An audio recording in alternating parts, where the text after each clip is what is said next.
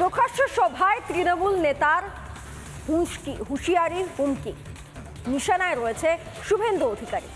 নেপাল, শ্রীলঙ্কা, বাংলাদেশের মতো মোদী সরকারকেও ফেলে দেওয়ার হুঁশিয়ারি তৃণমূল বিধায়কের।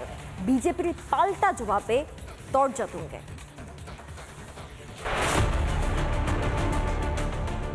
বছর ঘুরলেই বিধানসভা ভোট, তার আগে চড়ছে রাজনীতির পারদ।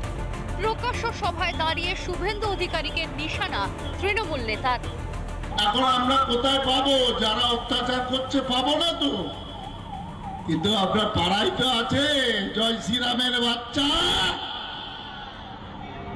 আমরা যাব না মোদীকে ধরতে। আমাদের পাড়ায়, আমাদের বাংলায় কে আছে একজন মোদীর বাচ্চা? ওই শুভেন্দু অধিকারীকে ধরতে হবে। বেশি শুভেন্দু অধিকারীর পিছনে লাগবেন না। 1956 সংখ্যাটা হয়তো ভুলে গেছেন। আমাদের মমতা ব্যানার্জি জানেন, ওনাকে জিজ্ঞাসা করবেন, তাই উনি হয়তো শুভেন্দুদাকে আক্রমণ করার সাহস পাচ্ছেন না, আমাদের মতো চুনোপুটিকে পাঠিয়ে দিয়েছে। পূর্ব বর্ধমানে তৃণমূল নেতার নিশানায় বিরোধী দলনেতা, আর পুরুলিয়া থেকে কেন্দ্রের সরকার ফেলে দেওয়ার ফাঁপা হুঙ্কার। সময় থাকতে বিদায় নিয়ে নিন, সেফ এক্সিট নিয়ে নিন, তা না হলে ওই শ্রীলঙ্কার এমপিদের মতো পালাবার পথ খুঁজে পাবেন না। ছোট ছোট কাপড় নিয়ে রাস্তায় দৌড়িয়ে পালাবেন, নেপালে যেমন হলো। এই মোশাররফ হোসেন আবার তৃণমূল বিধায়ক, জনপ্রতিনিধি হয়ে নির্বাচিত সরকার ফেলার হুঁশিয়ারি দিচ্ছেন। এই নিয়ে সরব বিজেপি। আমাদের গণতন্ত্র যথেষ্ট শক্তিশালী, আমাদের সেনাবাহিনী যথেষ্ট শক্তিশালী। এখানে ওরকম ওই কি বলে সেনা অভ্যুত্থান বা গণ অভ্যুত্থান হওয়ার কোনো ভয় নেই।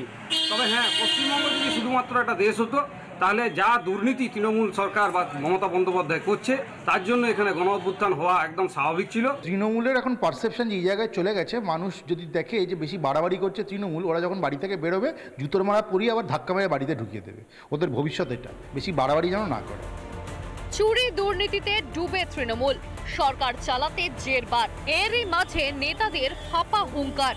বিপদ বুঝে কি কর্মীদের উজ্জীবিত করার চেষ্টা? রিপাবলিক বাংলা। নানা ধরনের কন্টেন্ট দেখার জন্য লাইক করুন, শেয়ার করুন আমাদের ফেসবুক পেজ, সাবস্ক্রাইব করুন আমাদের ইউটিউব চ্যানেল।